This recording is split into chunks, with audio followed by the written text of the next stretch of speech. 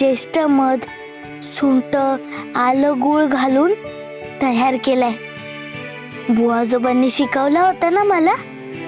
घ्या घ्या, पटकन हा काढा घ्या. यामुळे खरंच तुम्ही लवकर बरे होणार आहात.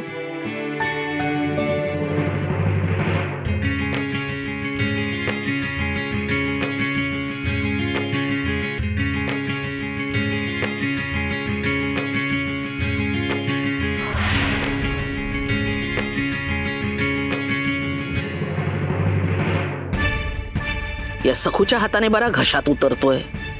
प्या प्या. बाबाजींचा काढा पोटात जाणं गरजेचं आहे, म्हणजे तोंड बंदच राहील.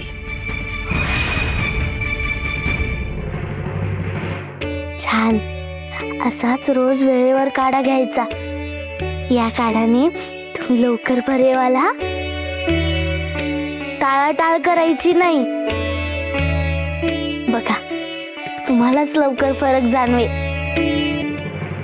बडबड पुरे आता. दिलास ना काढा.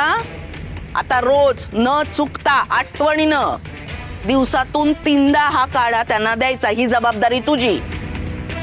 देशील ना वेळेवर? हो सासूबाई, अगदी आवडीने देईल आणि वेळेवर देईल.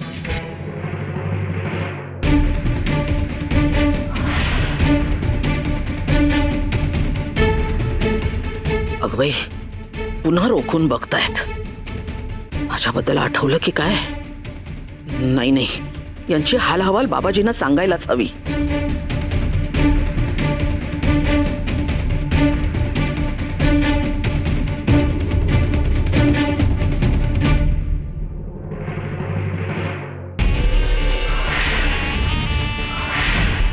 अगं मनोरमी, आज काही नसतं. समजे मनाचे खेळ आहेत तुझ्या. नाही बाबाजी, यांचा आधी मला कधीच धाक वाटत नव्हता.